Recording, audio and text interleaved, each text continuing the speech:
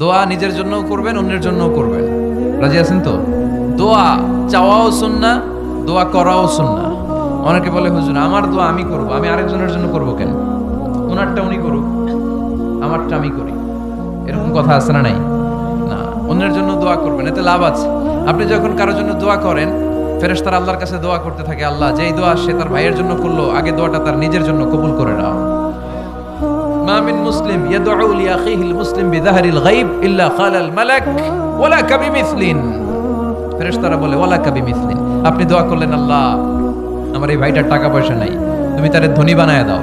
ফেরেশতারা তখন বলে ওয়ালা কাবিমিসলিন, মানে আল্লাহ যিনি দোয়া করতেছে আগে তারে ধনী বানিয়ে দাও। সুবহানাল্লাহ কইতে পারলেন না? আপনার ভাই অসুস্থ, আপনি দোয়া করলেন আল্লাহ আমার ভাইটা অসুস্থ, তারে তুমি সুস্থ করে দাও। ফেরেশতারা বলে ওয়ালা কাবিমিসলিন, মানে আল্লাহ যিনি দোয়া করতেছে তার কোনো রোগ বালাই থাকলে আগে তারে সুস্থ করে দাও। তো এজন্য অন্যের জন্য দোয়ার দরকার আছে না? নেই? আল্লাহর হাবিব সাল্লাল্লাহু আলাইহি ওয়াসাল্লাম বলেন না, দোয়া মুখুল ইবাদা, দোয়া হচ্ছে ইবাদতের নির্যাস। নামাজ পড়লেন, রোজা রাখলেন, যাকাত দিলেন, কিন্তু দোয়া করলেন না, তার মানে আসল নির্যাসটা আপনি মিস করলেন, ঠিক কি না? আরেক বর্ণনায় এসেছে আর দোয়া হুয়াল ইবাদা, দোয়াটাই নাকি ইবাদত। দোয়া যা করতেছেন এটাই ইবাদত। আওয়াজ করে পড়তে হবে আল্লাহু আকবার। এজন্য প্রতিটা সালাতে যখন আমরা নামাজে দাঁড়াই, যখন মুসল্লায় দাঁড়াই, আমরা যখন সূরাতুল ফাতিহা পড়ি, এর মধ্যে আল্লাহ একটা দোয়া শিখিয়েছেন, পড়েন ইহদিনাস সিরাতাল মুস্তাকিম, ইহদিনাস সিরাতাল মুস্তাকিম। ও আল্লাহ, show us the right path, show us the correct path. আল্লাহ আমাদেরকে সহজ সরল সোজা পথ দেখান। আল্লাহর হাবিব সাল্লাল্লাহু আলাইহি ওয়াসাল্লাম একবার খেজুর গাছের ডাল দিয়ে মরুভূমিতে একটা টান মারলেন, সোজা একটা টান, আর ডানে বায়ে অনেকগুলো দাগ কাটলেন। আল্লাহর হাবিব বললেন, ডানের ছোট ছোট রাস্তাগুলো শয়তানের রাস্তা, ওরা হাতছানি দেয়, আসো নাচের অনুষ্ঠানে আসো, গানের অনুষ্ঠানে আসো, মদের আড্ডাখানায় আসো, জুয়া খেলাতে আসো, ওইদিকে যাওয়া যাবে না। মুমিনের রাস্তাটা সোজা, এটা সিরাতুল মুস্তাকিম। এই রাস্তায় যদি একবার উঠে যান, ডানে বায়ে কোনো মোড় নাই, খালি চলবে, খালি চলবে, ইউ টার্ন নাই, কোনো চৌমুহনী নাই। এই রাস্তা শুরু হয়েছে দুনিয়াতে, এই রাস্তার শেষ মাথা ঢুকে গিয়েছে জান্নাতে। এজন্য প্রতিদিন সালাতে আমরা পড়ি, আল্লাহ তুমি আমাদেরকে সরল সঠিক পথ দেখাও। আমরা যদি কোনোদিন রাস্তা হারিয়ে ফেলি, আমাদেরকে রাস্তা দেখায় কে? আমি যদি কোনোদিন পথ ভুলে যাই, হাতে ছানি দিয়ে কাছে নিও, মমতার বন্ধনে আমায় বেঁধে সব ভুল ক্ষমা করে দিও। পড়েন আমিন। এজন্য সালাতের মধ্যে দোয়া আছে না নাই? প্রতিদিন আমরা দোয়া করি, দোয়াটা পড়ি, কিন্তু অর্থ বুঝি না। এর চাইতে দামি দোয়া হতে পারে ইহদিনাস সিরাতাল মুস্তাকিম, আল্লাহ সিরাতুল মুস্তাকিমের পথ দেখাও, সোজা পথ। এজন্য দোয়ার গুরুত্বের কোনো শেষ নাই, এটা অনেক গুরুত্বপূর্ণ। It's an art. দোয়াটা একটা শিল্প। দোয়াটা কি? একটা শিল্প। এটাকে রপ্ত করতে জানতে হয়, এটাকে আত্মস্থ করতে জানতে হয়। সব কাজের মধ্যে first class, second class, third class আছে না নাই? কারো দোয়া থার্ড ক্লাস দোয়া, কারোটা সেকেন্ড ক্লাস, কেউ করতে পারে ফার্স্ট ক্লাস দোয়া, ঠিক কিনা?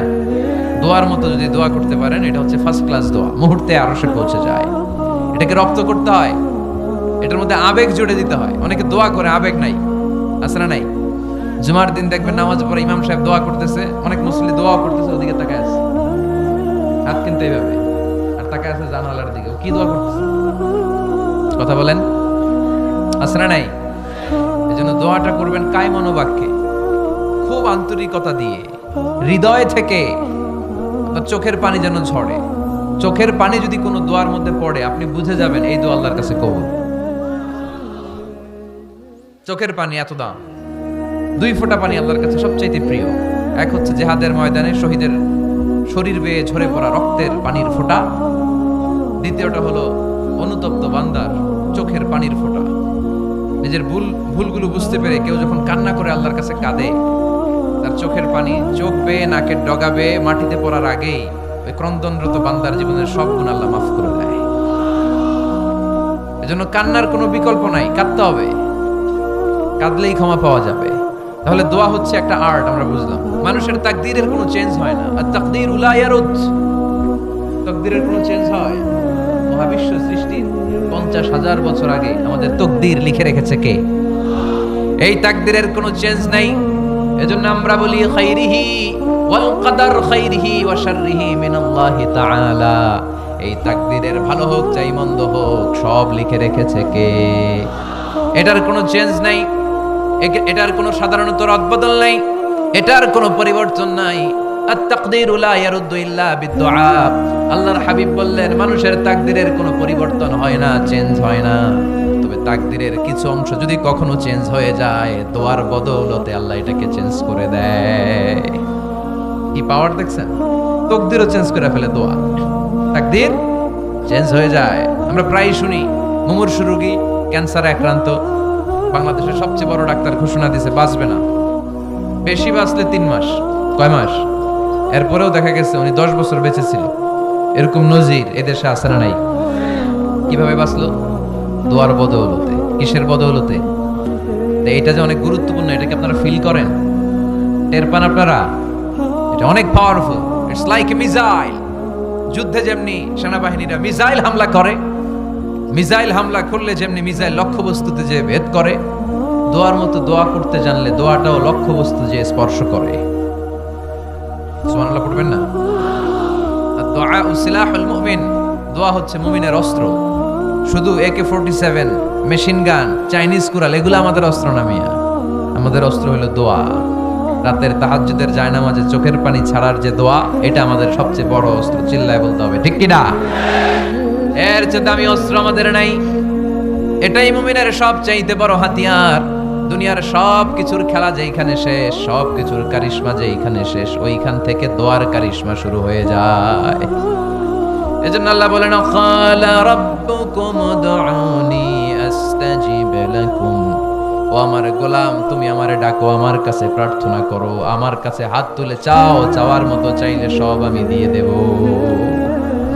আবার আল্লাহ বলেন ওয়া ইযা সাআলাকা ইবাদি আন্নী ফাইন্নী করিব উজিবু দাওয়াতাদ দাঈ ইযা দাআন ফালিয়াস্তাজিবু লি ওয়া লিউমিনু বি লাআল্লাহুম ইয়ারশুদুন। ও নবী, আমার বান্দারা যখন বলে আমি কোথায়, আপনি বলে দেন আমি একেবারে কাছে। আল্লাহ কি কাছে না দূরে? সবাই বলেন কাছে না দূরে? ইযা সাআলাকা ইবাদি আন্নী ফাইন্নী করিব উজিবু দাওয়াতাদ দাঈ ইযা দাআন। ডাকতে দেরি, আমি ডাকে সাড়া দিতে দেরি হয় না। আপনি জীবনে যত দোয়া করবেন সব কবুল করে কে? কারণ আল্লাহর দরবারে না নাই, আছে শুধু হ্যাঁ। আল্লাহর দরবারে কি নাই? কি আছে? তাড়িয়ে দিতে তিনি জানেন না, ফিরিয়ে দিতে তিনি জানেন না। আমরা মাঝে মাঝে ফিরিয়ে দেই না, বাধ্য হয়ে অনেক সময় ফিরিয়ে দিতে। আল্লাহ তাআলা ফিরিয়ে দেন না, কোন ফরিয়াদির ফরিয়াদকে তিনি ফিরিয়ে দেন না। তিনি সব সময় অ্যাকসেপ্ট করেন। চাইলেই লাভ, চাইলেই আল্লাহ কবুল করে। অনেকে বলে হুজুর এটা কি বললেন, কত কিছু চাইলাম দিল না তো আল্লাহ। এরকম অভিযোগ আছে না নাই? অনেকে বলে হুজুর আমি অনেক চাইলাম, আল্লাহ আমার একটা ছেলে দিও, একের পর এক মেয়েই হয়ে যাচ্ছে। আছে না নাই? অনেকে বলে হুজুর 4টা ছেলে, আল্লাহর কাছে দোয়া করতেছে একটা মেয়ে দাও, আল্লাহ দেয় না। কাবা ঘর ধরে দোয়া করে আসলাম, হুজুর আল্লাহ শুনলো না আমার কথা। এরকম বলে?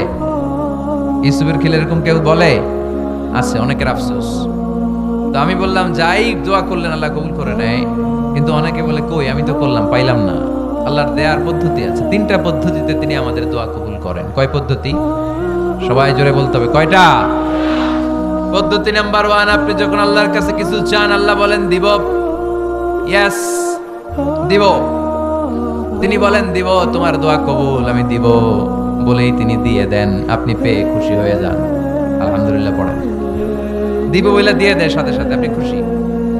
পদ্ধতি নাম্বার 2, আপনি আল্লাহর কাছে কিছু চাইলেন, তখন আল্লাহ বলে দিব। আল্লাহ কি বলে? তিনি দিব না বলতে জানেন না, তিনি সবসময় কি বলে? দিব। পদ্ধতি নাম্বার 2, আপনি চাইলেন আল্লাহ বলে দিব, তবে এখন দিব না, পরে দিব। কখন দিলে আমার জন্য বেশি ভালো, এটা আমার চেয়েও ভালো জানে কে? যখন দিলে আমার জন্য ভালো আল্লাহ তখন দেয়। সুবহানাল্লাহ পড়েন। পদ্ধতি নাম্বার 3, আমরা চাইলাম, তিনি দিব না বলতে জানেন না, তিনি সবসময় কি বলে? দিব। পদ্ধতি নাম্বার 2, আপনি চাইলেন আল্লাহ বলে দিব, তবে এখন দিব না, পরে দিব। কখন দিলে আমার জন্য বেশি ভালো, এটা আমার চেয়েও ভালো জানে কে? যখন দিলে আমার জন্য ভালো আল্লাহ তখন দেয়। সুবহানাল্লাহ পড়েন। পদ্ধতি নাম্বার 3, আমরা চাইলাম, তখন আল্লাহ বলে দিব দিব দিব। না বলেন না তিনি দিব, তবে এখনো দিব না, পরেও দিব না, এটা তোমার জন্য কিয়ামতের ময়দানে আমি রেখে দিব। যেদিন বিপদে পড়ে যাবা, যেদিন আকাশের সূর্যটা মাথার কাছে নেমে আসবে, সূর্যের প্রচন্ড প্রখর তাপে তোমার মাথার মগজগুলো গলে গলে ভাতের মাড়ের মতো কান দিয়ে আর নাক দিয়ে টপ টপ করে পড়বে। তৃষ্ণায় ক্ষুধায় পেরেশানিতে জিহ্বাটা বের হয়ে কুকুরের মতো নাভি স্থল পর্যন্ত ঝুলতে থাকবে।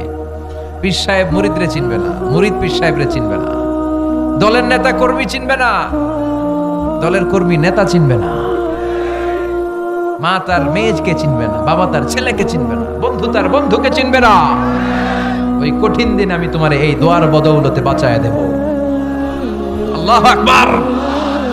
এজন্য আল্লাহ বলেন, আমার কাছে চাও, চাওয়ার মতো চাইলে আমি সব দিয়ে দিতে পারি। কেউ ফিরে না খালি হাতে,